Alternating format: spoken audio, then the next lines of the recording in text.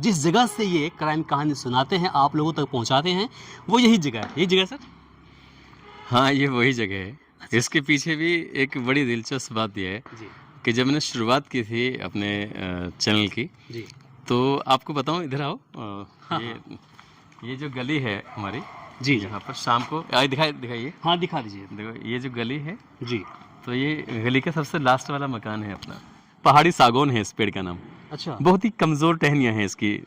तो इस पेड़ की क्या खास बात थी जी कि 5 दिन क्योंकि एक्स्ट्रा आ गया था अच्छा ये ऐसे ही रखा हुआ था, तो मैं और मेरी वाइफ बोले अरे यार इसका क्या करेंगे। तो हमने क्या काम किया, इस पेड़ को हमने ऐसे ही लगा दिया। लेकिन दोनों ने लगाया। अब जब दोनों लगाया तो एक दिन बंदर आया और इसकी जो टहनी तो कमज़ोर होती है पहाड़ी सागौन की, वो टूट गई। तो कोई बात नहीं, उसमें से 2 शाखाएं एक साथ निकली। तो मैंने कहा एक शाखा मेरी और एक शाखा तुम्हारी। तो देखते हैं। तो अब पता चला कि दोनों ही शाखाएं वो, जैसे अब ये लोहे की सीढ़ी है देख रहे हैं, तो मेरा दिनचर्या होती थी कि मैं सुबह को हर हाल में जी पक्षियों के लिए दाना जरूर डालता था। और ये जो ये टंकी रखी है जी सामने पीछे, जी तो ये हमेशा गेहूं से भरी रहती है। इसके अलावा भी बहुत सारे गेहूं वगैरह जी, होते हैं। तो मैं हर साल अपने लिया और मैं छत पे डालने के लिए चला गया, ताकि पक्षी आए और वो यहाँ से अपने दाना लिया अपना चले गए। एक हमने रवीश कुमार जी की इंटरव्यू हमने देखा था। उन्होंने बोला था कि आपके लिए जो हम आधे घंटे का प्रोग्राम लेकर के आते हैं, तो इनके पीछे की जो मेहनत है, कहानी है, शायद आप उससे जान जाएंगे तो आप भी बोलेंगे कि वाकई में कितना हमने मेहनत किया है। 5-5 हज़ार 6-6 हज़ार वर्ड लिखते हैं और फिर 8 से 10 घंटे हमें लिखना पड़ता है, फिर उसको पढ़ना पड़ता है, प्रैक्टिस करना पड़ता है, उसके बाद आपके लिए हम पेश करते हैं। तो यही कुछ आपके साथ ही तो है। जब भी मैं कोई कहानी पढ़ता हूँ तो नहाने जाता हूँ, और जब नहाने जाऊँगा तो टॉयलेट में कम से कम आधा घंटा हाँ वहाँ बैठा रहूँगा। ठीक तो बहुत सारी बातें पॉइंट बाकी सब लोग पता है कि हाँ ये बंदा याद कर रहा है। नमस्कार, सलाम, सत श्री अकाल, जोहार। मेरा नाम है इमरान और आप देख रहे हैं जर्नलिस्ट इमरान ऑफिशियल। अभी हमारे साथ उस्मान सैफ़ी जी हैं। वो उस्मान सैफ़ी जिसने इंसानियत की बहुत ही बड़ी मिसाल पेश किया है, साथ ही एक अच्छे वक्ता भी हैं और हर दिन क्राइम की कहानी आपके लिए लेकर आते हैं, जिसमें आप लोगों का इनको प्यार मिलता है। इनसे हम जानते हैं आज कि आप कैसे क्राइम की कहानी को लेकर आते हैं, किस प्रकार से आप उनके लिए तैयारी करते हैं, और जिस जगह से ये क्राइम कहानी सुनाते हैं, आप लोगों तक पहुंचाते हैं, वो यही जगह है। यही जगह सर? हाँ, ये वही जगह है। इसके पीछे भी एक बड़ी दिलचस्प बात यह है जी कि जब मैंने शुरुआत की थी अपने चैनल की, जी तो आपको बताऊं, इधर आओ। हाँ, ये जो गली है हमारी, जी यहाँ पर शाम को दिखाइए। हाँ, दिखा दीजिए। देखो ये जो गली है, जी तो ये गली का सबसे लास्ट वाला मकान है अपना। जी अब आगे अगर जाते हैं तो यहाँ बच्चे शाम को खेलना शुरू कर देते हैं। जी, इसे लगा लीजिएगा। जब बच्चे शाम को खेलते हैं जी तो शोर होता है। अब वो छत पर शायद इतना शोर नहीं आता। जी उधर खड़े थे थोड़ा हाँ सा। हाँ हाँ जब छत पे शोर नहीं होता तो मैंने सोचा कि एक दिन अचानक दिमाग में ख्याल आया कि यार चल ठीक है, छत तो मैं यहीं खड़े होकर बनाया, घर में बोलता था, तो वहाँ आवाज़ बड़ी दबी रहती थी। जी यहाँ टेक्नोलॉजी डे बाई डे बढ़ रही है, आपके पीछे का बैकग्राउंड में शोर होता है वो ख़त्म हो जाता है। मुझे फिर इस छत की ऐसी आदत लगी कि मैं यहाँ से खड़े होकर तो बहुत कंफर्टेबल बना सकता हूँ। अपने घर में अच्छी अच्छी लोकेशन है, आपने देख ली होगी, लेकिन कभी उस लोकेशन पे मुझे काम करने का मन ही नहीं किया। अपने घर में एक छोटी सी लाइब्रेरी बनाई हुई है, उसका पीछे का बैकग्राउंड भी अच्छा है। अगर आप देखेंगे घर में बाकी कई जगह ऐसी हैं, लेकिन 2-3 जगह ऐसी हैं कि जहाँ बिल्कुल साधारण सा रहता है और मैं वहाँ खड़े होकर बना देता हूँ। मैं आपको एक यहीं पर रोकूंगा कुछ सेकंड के लिए। मैं अपने दर्शकों को बता दूं, और ख़ासकर वो दर्शक जो पत्रकार बनना चाहते हैं या फिर पत्रकार खुद हैं। हमने कई सारे पत्रकारों से बातें की हैं, वरिष्ठतम पत्रकार जो वरिष्ठ से भी बड़े हैं, तो उनका यही कहना है कि जब आप अच्छे पत्रकार बनना चाहते हैं तो आपके घरों में कम से कम 3x4 का लाइब्रेरी तो होना ही चाहिए। कम से कम 10-15 किताबें आपके पास होनी चाहिए, और जब आप पढ़ते हैं तो आपका जो कॉन्सेप्ट है वो क्लियर होता है और बातों को अच्छी तरीके से रख पाते हैं। तो कोशिश कीजिए आप लोग भी पढ़ें और अपनी जानकारी को आगे साझा करें। जी जी, बहुत बहुत शुक्रिया सर। ये जो लोकेशन आपने बता दिया किस प्रकार से आपने इस लोकेशन को चुना है, बाकी लोकेशन में जो हरियाली है ये लाजवाब है। इसके पीछे बड़ी दिलचस्प बात यह है कि साल 2019 में हमने ये प्लॉट लिया था, और प्लॉट लेने के बाद पता नहीं कि दिमाग में कहाँ से आया कि ये सरकारी पार्क है। अगर आप इसे दिखाओगे एक बार, ये सरकारी पार्क है। तो यहाँ उस दौर की बात है जब मैं प्रिंट मीडिया में जॉब कर रहा था, तो ये बिल्कुल पूरी तरह से खाली हुआ करता था। फिर उसके बाद फिर मैंने क्या काम किया, उन अधिकारियों से दोस्ती तो थी जी। कभी डीएम को बुलाया, कभी सांसद को बुलाया, कभी एसडीएम को बुलाया, कभी सीईओ को। तो इस तरह से जो ऑफिसर्स होते थे तो हर संडे में उनसे एक पौधा लगवा लिया करते थे, अच्छा, उन्हीं के नाम से। क्या बात है? तो जरा दिखाना, दिखाइए आप जरा। तो अगर आप इनकी जड़ में देखेंगे तो किसी न किसी के नाम का जो पौधा होगा वो। अच्छा, हाँ, तो ऐसे ही ये कुछ विधायक के नाम से, तो कुल मिला के ये 3 साल की बने हुए पेड़ हैं ये, और अपने ही हाथों के, मतलब अपने ही दोस्तों के हाथों के लगे हुए हैं। बस मैंने इनकी परवरिश की है, और मुझे ये कोई पेड़ को तोड़ता है तो मुझे सचमुच बहुत तकलीफ होती है कि कोई पेड़ को नुकसान ना पहुंचाए। वन प्रेमी भी है, मतलब इंसानियत का मिसाल जो पेश कर रहे हैं वो तो खैर है ही, एक जी। अच्छे इंसान है, इसमें कोई शक की बात नहीं है। बाकी आपने मुझे असल में इनके साथ हमने नीचे घोंसले लगवाए हैं कि ताकि पक्षी रह सकें। जब हम अपना घर बना रहे थे तो कई पक्षी रह रहे थे उसमें दीवार में, और वो बेचारे उनके बच्चे जब गिर गए तो फिर मैं उन्हें बचा नहीं सका। मुझे बड़ा दुख हुआ, तकलीफ हुई, मैंने कहा यार ये तो बड़ा गड़बड़ हो गई। तो मैंने कहा हम अपने घर में जब प्रवेश करेंगे तो उससे पहले हम पक्षियों के लिए घर जरूर बनाएंगे। तो हमने अपने ही घर में पक्षियों के लिए अलग अलग जगह पर घोंसले बनाए, पक्षी वहाँ पर रहते हैं।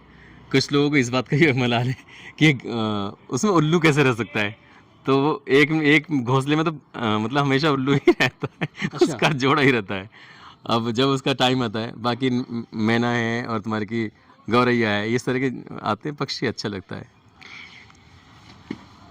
उस्मान जी से मैंने पर्सनली बातें की है, इंटरव्यू इनका लिया है। आप वी आवर्स न्यूज़ पर जा करके डिटेल्स में उनका ये इंटरव्यू को वहाँ पर देख सकते हैं। बाकी यहाँ पर उस चीज़ को मैं दोबारा से रिपीट नहीं करूँगा। बाकी ये जो काम कर रहे हैं, किस प्रकार से अपने क्राइम की कहानी लेकर आपके लिए आते हैं, तो उन पर हम लोग चर्चा करेंगे, बातें करेंगे। कितने घंटे मेहनत करना पड़ता है, मतलब एक दिन में एक कहानी लाते हैं, कितने घंटे मेहनत करना पड़ता है? कहानी को तैयार करने में मेहनत नहीं करनी पड़ती, ईमानदारी की बात तो ये है। सोर्सेज, सिर्फ कहानी को ढूंढना जी, कि मैं आज क्या देने वाला हूँ, ये सबसे बड़ी मेहनत है, और उसी में सबसे ज़्यादा टाइम लगता है। मतलब तलाश करना, 2 घंटे, 4 घंटे, 5 घंटे, 6 घंटे कब गुजर जाते हैं पता नहीं चलता। कुर्सी पे बैठ जाता हूँ एक बार, और उसके बाद फिर लगातार सर्चिंग चलती रहती है।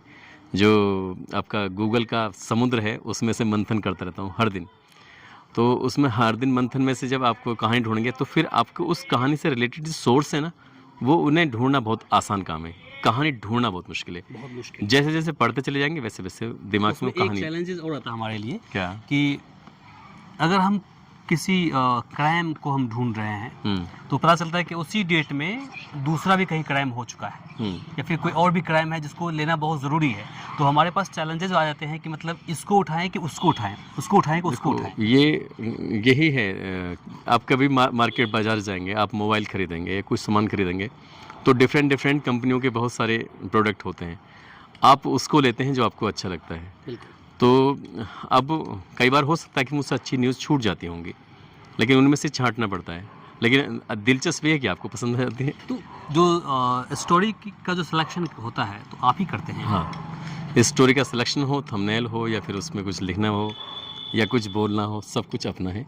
टीम रहती है, टीम की और जिम्मेदारी दी हुई है। कितने मेंबर्स हैं आपकी टीम में? हम लोग 4-5 लोग हैं, हम सब टोटल मिला के। 5 हैं। हाँ, 5 लोगों की टीम है। तो लेकिन फिर भी मैंने अपना जो काम जो मैं पहले दिन से करता था वो आज भी काम करता हूँ, उसे नहीं छोड़ा। मैंने काम बांट दिया है कि जैसे कि मैं हर किसी कमेंट नहीं पढ़ पाता, तो कमेंट पढ़ने के लिए एक बंदा है, और उसका रिप्लाई करने के लिए जो वो दूसरा साथी है जो टेक्निकली भी देखता है, कहीं कुछ दिक्कत आती है तो उसको देखना होता है। कैमरामैन की जिम्मेदारी होती है, बैटरी लाइटों का, किसका कहाँ जाना है, बीच में कोई नई चीज़ तो नहीं आ रही, कई जिससे मेरे हाथ से छूट जाती, दिमाग से या आँखों से देख नहीं पाता, तो कई बार वो बताते हैं कि आप इस पर काम करिए। तो ये पूरे टीम है। फिर कोई भी कहानी बनती है, बनने के बाद फिर आपस में डिस्कशन होता है कि ठीक है कि नहीं है, ये सही पड़ा है कि नहीं पड़ा है। मोस्टली ऊपर वाली की थोड़ी मेहर है कि एक 1 टेक में पूरी कहानी हो जाती है, उसमें मतलब बार बार रीटेक नहीं लेने पड़ते, एक बार आए सुनाई और चले गए। वो चीज़ आप बताएं आप, चूँकि जनरली क्या होता है कि कोई खबर को हम लोग पढ़ते हैं और समय कम होता है तो कोशिश करते हैं कि हम लोग टेलीप्रॉम्प्टर का इस्तेमाल करें। नहीं मतलब माफ़ी चाहूँगा, अगर समय होता है हमारे पास में तो हम टेलीप्रॉम्प्टर का इस्तेमाल कर लेते हैं, लेकिन किसी खबर को हम एट पढ़ना है कि अर्जेंट है, ब्रेकिंग है, बिग ब्रेकिंग है, उसको पढ़ना है तो तुरंत पढ़ देना है, तो पॉइंट उठाया हमने, स्क्रीनशॉट लिया हमने ट्विटर से या जहाँ भी वीडियो आया उसके माध्यम से हमने लिया और हमने पढ़ दिया वहाँ पर। देखिए आप जो कहानी पढ़ते हैं लगभग ऑन एन एवरेज आप 10 मिनट का होता ही है कम से कम 10 मिनट। बाकी आगे कहानी के ऊपर डिपेंड करता है कि Depend कितनी करता है। लेकिन उसमें हमने देखा है कि एक जगह भी कहीं पर टेक नहीं है, कहीं कट नहीं है, कैसे कर लेते हैं याद आप? ये तो मुझे भी नहीं पता कि ये कैसे होता है, लेकिन उसकी जो एक नल का एग्जाम्पल दिया था, बाहर से नल थोड़ा सा दिखाई देता है और जब गहराई उसकी बहुत ज़्यादा होती है, तो किसी भी कहानी के पीछे की जो मेहनत होती है बहुत ज़्यादा उस पर। और पता नहीं क्या है, जब कहानी पढ़ी जाती है ना तो दिमाग में पिक्चर चलती रहती है, तो वो मैं ऐसे लगता है जैसे कि मैं देख भले ही रहा हूँ कैमरे की तरफ को, लेकिन दिमाग में वो स्मृति चलती रहती है, वो कैसे कैसे हो रहा है, क्या हो रहा है, मैं उसको बताने की कोशिश करता रहता हूँ बस। यूज टू हो गए हैं। एक हमने रविश कुमार जी की इंटरव्यू हमने देखा था, उन्होंने बोला था कि आपके लिए जो हम आधे घंटे का प्रोग्राम लेकर के आते हैं तो इनके पीछे की जो मेहनत है, कहानी है, शायद आप उससे जान जाएंगे तो आप भी बोलेंगे कि वाकई में कितना हमने मेहनत किया है।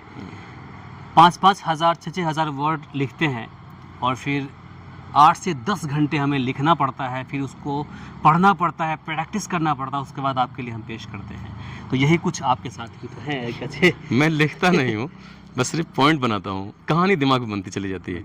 तो उसमें जितना ज़्यादा हाथों को फ्री रखा जाएगा, ये चीज़ मुझे तब आई। मैं आपको वो वाली चीज़ भी दिखाता हूँ कि जैसे अभी ये लोहे की सीढ़ी है, देख रहे हैं, तो मेरा दिनचर्या होती थी कि मैं सुबह को हर हाल में जी पक्षियों के लिए दाना जरूर डालता था। और ये जो ये टंकी रखी है जी सामने पीछे, तो ये हमेशा गेहूं से भरी रहती है। इसके अलावा भी बहुत सारे गेहूं वगैरह होते हैं। तो मैं हर साल अपने लिया और मैं छत पे डालने के लिए चला गया ताकि पक्षी आए और वो यहाँ से अपने दाना लिया अपना चले गए यहाँ से। तो ये वाली सीढ़ी नहीं थी, तो पहले लकड़ी की जब नया नया घर बनाया था तो लकड़ी की सीढ़ी थी, वो एकदम फिसल जाती है। मैं इसी सीढ़ी से ज़मीन पे यहाँ गिर जाता हूँ, तो मेरा ये हाथ टूट जाता है, राइट वाला। राइट से मैं लिखता था, अब राइट हैंड टूट जाता, तो अब लिखें कैसे? क्योंकि पहले तो या तो लैपटॉप पे टाइप कर लिया, हिंदी टाइपिंग मेरी बहुत अच्छी है, मैं उससे प्रिंट मीडियम काम किया तो उसकी से। हाँ, मंगल का तो होता है। हाँ, मंगल या कुर्तीदेव में। जी कुर्तीदेव में करता था मैं। अच्छा। तो वहाँ से अब मेरा जो इलेक्ट्रॉनिक पे मंगल चलता है, हाँ उसमें हिंदी पे ज़्यादातर कुर्तीदेव। हाँ, तो मेरा जो चोट लगने की वजह से मेरा हाथ बेकार हो गया, मैं लिख नहीं पा रहा था। तो उस दौर ये मेरी ना चोट लगना भी मेरे लिए बड़ा भाग्यशाली साबित हुआ। अच्छा। क्योंकि मैं 60 दिन मेरे हाथ में ये प्लास्टर बंधा रहा और मेरा हाथ ऐसे ही बंधा रहा। तो इस बीच में मैंने उसको इतना मेमोराइज हो चुका था। अच्छा। कोई भी कहानी होती तो मैं बैठे बैठा याद हो गई। हाँ, बिल्कुल। तो मैं अभी भी ऐसा है, जब भी मैं कोई कहानी पढ़ता हूँ तो नहाने जाता हूँ, और जब नहाने जाऊँगा तो टॉयलेट में कम से कम आधा घंटा वहाँ बैठा रहूँगा। ठीक। तो बहुत सारी बातें बाकी सब लोग पता है कि हाँ ये बंदा याद कर रहा है। सोच अगर मैं जितनी आराम से तैयार होऊंगा कहानी पढ़ने से पहले, नहाना धोना मैं कहानी पढ़ने से पहले होगा, उसके बाद मैं बहुत आराम से तैयार होता रहूँगा। कोई और देखेगा यार बड़ा लेजी आदमी है, कितनी लापरवाही से मांग भी काट रहा हूँ तो धीरे धीरे, जबकि उनको पता नहीं कि भाई वो कहानी चल रही होती है। बस गए शुरू किए, तो जो साथी होते हैं ये कैसे कर लिया, ये तो पता ही नहीं था। वो ये बढ़िया हो जाता है। बिल्कुल। उन्हें पता नहीं कि शौचालय में आपने सोच लिया है। अच्छा उस्मान जी, एक चीज़ें हैं जो चीज़ें खासकर सोशल मीडिया पर काम करने वाले लोगों को बहुत सताती है, कम्युनिटी गाइडलाइंस का। और जो कहानी लेकर आप आते हैं उसमें हत्या, काट मार, सुसाइड, मैं इस शब्द को वो कर दूंगा क्योंकि इस शब्द का बहुत बड़ा इफ़ेक्ट पड़ता है चैनल पर, इसलिए मैं इस सुसाइड शब्द को मैं कर दूंगा, मैं बीप लगा दूंगा।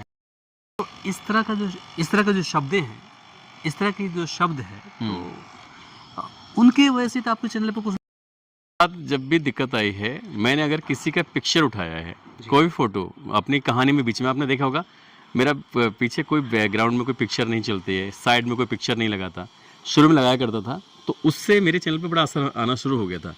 जैसे इंटरनेट से पिक्चर निकाली, अभी भी कई खबर ऐसी थी इसमें रेड जोन में डाल दिया, उसको डिलीट कर दिया उसने, तो मैं बड़ा दुखी होने लगा। क्योंकि मुझे यूट्यूब की तरफ से एक मैनेजर मिली हुई है, तो मैडम से मैंने बात करता रहता हूँ, हफ्ते में 15 दिन में हमारी वीडियो कॉल पे बात होती रहती है, तो वो समझाती भी हैं, और उन्हें भी बड़ा ताज्जुब होता है इस बात का कि मैं यहाँ से खड़े होकर सुना रहा हूँ जी गाड़ी के आगे, कह रहे कि उस बाकी जो लगभग उनके अंडर में 50 लोग काम कर रहे होंगे, 50 लोगों के लिए वो काम करती हैं मैडम।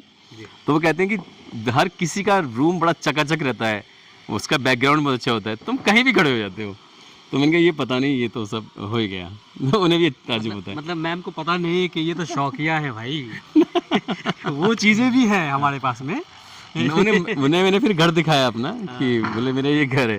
बोले तुम्हारा घर तो अच्छा बना हुआ है, बड़ा काफ़ी ठीक ठाक बनाया है, लेकिन फिर भी आप यहाँ से क्यों नहीं? मैंने कहा यहाँ से मैं थोड़ा सा अनकंफर्टेबल, मुझे लगता है कि ठीक है ज़मीन से जुड़ के रहना चाहिए, वो ज़्यादा सही है। हाँ बिल्कुल बिल्कुल। और ये लुक भी ठीक है, बहुत बढ़िया है, चूंकि आप नेचुरल है। जब आप यहाँ पर खड़े होकर के सुना रहे होते कहानी, तो पीछे का जो बैकग्राउंड है ये आपको ग्रीनरी दिखता है।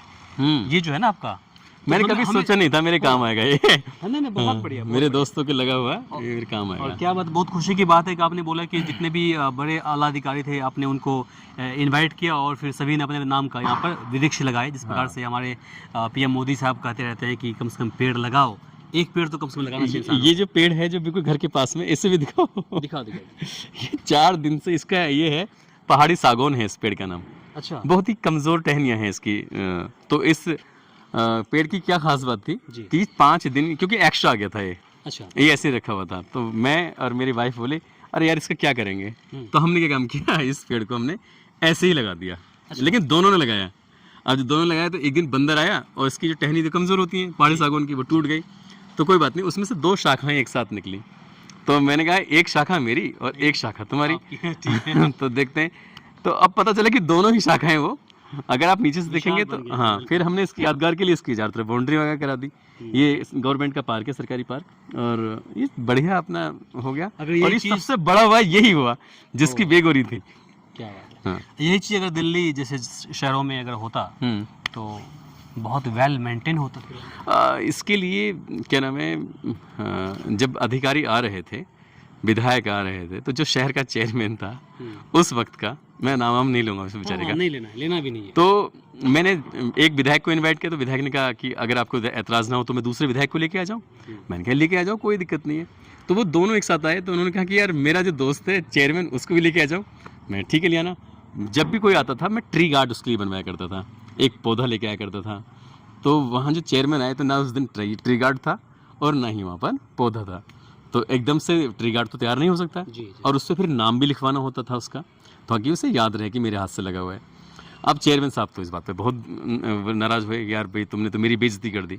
तो चेयरमैन ने कसम खाई थी कि जब तक मैं इस कुर्सी पर रहूँगा तब तक मैं इस पार्क को नहीं बनने दूंगा। तो मैंने कहा ठीक है।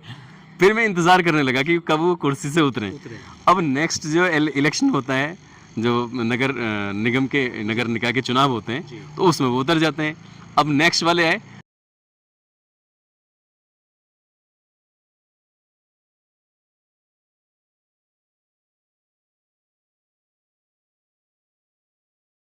गलत है। बहुत बढ़िया। जब आसपास के लोगों को कुछ पढ़ ही नहीं है तो इतना सोशलिस्ट बनने से भी कोई फायदा होने वाला नहीं है। तो मैंने इसलिए मैंने सोचा कि यार खामखा मेरी कहानियों में रोड़ा अटकाएंगे, शोर मचाएंगे। करते हैं शाम का वक्त होता है जब आप सुनाते हैं यहाँ पर, और शाम के वक्त में भरा रहेगा यहाँ पर, है कि नहीं? तो इसलिए मैंने फिर सिफारिश नहीं की, और बाकी मोहल्ले के लोग सोए हैं। बाकी हमें चाहिए ऑक्सीजन बढ़िया, तो पेड़ पौधे अपने बढ़िया हो गए। बहुत बढ़िया। तो कुछ ऐसा। और कुछ सर बचा है बोलने के लिए? बचा तो जिंदगी में, अगर मैं कहानी सुनाने पर जाऊँ तो मैं कहानी ही सुनाता रहूँगा, और हर लम्हे की कहानी सुना सकता हूँ। जब मैं सोचता हूँ कि मेरी एक दोस्त मास कम्युनिकेशन में थी, तो उन्होंने मुझसे कहा कि मैं कुछ भी ऐसी कमेंट कर दिया करता था सोशल मीडिया पर। हर किसी की आदत होती है, कोई ना कोई किसी न किसी से प्रभावित होता है। तो उन्होंने कहा कि तुम क्या करते रहते हो, तुम सोचते क्यों नहीं, डीप क्यों नहीं सोचते हो? तो भाई डीप कैसे सोचा जाता है? तो उन्होंने बताया कि आप जब कुछ कहीं भी अपने आसपास में थोड़ी आंखें खुले रखो, कान खुले रखो, दिमाग को खुला रखो, हर वक्त कहीं ना कहीं कोई ना कोई कहानी तैर रही है, घूम रही है। तब मैंने उसे बड़े गौर से देखना शुरू किया, और मैंने लगभग 10 या 12 दिन में 18 कहानियाँ लिखी। हाँ, और वो कहानी वो सिर्फ राइटिंग में होती थी, जैसा बोलता हूँ वैसे लिखी हुई कहानी होती थी। वो बड़ी वायरल होती थी। मतलब एक ऐसी कहानी भी हुई कि 10-10, 12-12 हज़ार लोगों ने कहानी को शेयर कर लिया। तो मुझे लगा यार ये तो कमाल हो गया। तो उसका दिया हुआ आइडिया था। तो ये जो सोच, आप जितना गहराई से, जितना डीप सोचेंगे, तो आपके दिमाग में कहानी उतनी बनती चली जाएगी। इसके पीछे की वजह भी है कि आपने बोला कि किस प्रकार से आपने बचपन में स्ट्रगल किया। पहले वीक थे, फिर आपने मेहनत किया, ग्रेजुएशन करी आपने, उस वक्त एमए किया आपने पत्रकारिता लाइन से, फिर आपने बड़े बड़े अखबारों में काम किया, 10 साल का कम से कम एक्सपीरियंस, 15 साल का एक्सपीरियंस आपके पास में है। तो ऑब्वियस सी बात है, डीप नॉलेज, गंभीरता तो वहाँ से तो दिख ही रही है, वो तो आना ही था। अब क्या है कि नॉर्मली जो इंसान रहते हैं, काम करते हैं या फिर पढ़ लिख के कुछ स्ट्रगल कर रहे होते हैं, तो उनके दिमाग में उतना कुछ नहीं होता है, एक कॉन्सेंट्रेशन रहता है, बना रहता है कि हमें ये काम करना है। लेकिन जिस लाइन से आप निकले हैं, जिस लाइन से हम निकले हैं, तो पत्रकारिता करके हम लोग यहाँ पर आए हैं। बस आप क्या है कि माशाअल्लाह और मेहनत आपकी जिस प्रकार से है, जिस तरह से आप बोल रहे हैं, जो अंदाज़ आपका है, आपके इसलिए लाखों कायल हैं आपके आवाज़ के। बस दिल खुश कर दिया। Thank you. ये तो बहुत अच्छा, तारीफ़ किसको अच्छी नहीं लगती। नहीं, बिल्कुल जो तारीफ़ के लायक है। अब आपके पास पहुंचने का उद्देश्य इतना था कि हमारे चैनल पर अगर कुछ, तो हमारे जो दर्शक है उसने कमेंट कर दिया कि आप उस्मान सैफी जी की इंटरव्यू लीजिए, चलाइए, हम लोग देखना पसंद करेंगे। तो मुझे लगा क्यों ना आपसे मिला जाए, और फिर आपका शुक्रिया हम अदा करते हैं कि आपने समय दिया, चूँकि आप तो काफ़ी बिजी आदमी, और इस वक्त जब आपके साथ अब ये बने हुए हैं, शूट कर रहे हैं, हम बातें कर रहे हैं, तो कहीं ना कहीं आप उस वक्त आप शूट कर रहे होते अपनी किसी कहानी को। सही बात है। आपका मैंने नहीं कैसी बात कर रहे हो। बाकी उस्मान सैफी जी को आप जो जानते हैं, इन्हें प्यार दे ही रहे हैं। बाकी इनको आप इनके चैनल पर उस्मान सैफी सफ़र पर जा कर के आप बाकी देखिए, और बाकी इसे लेकर आप क्या सोचते हैं कमेंट बॉक्स में लिखकर ज़रूर बताएं। इस वीडियो को अधिक से अधिक शेयर करें ताकि बाकी लोगों तक जानकारी पहुंच पाए। फ़िलहाल के लिए मुझे इमरान को, सहयोगी एहसान को दीजिए यहाँ पर इजाज़त। नमस्कार, शब बख़ैर।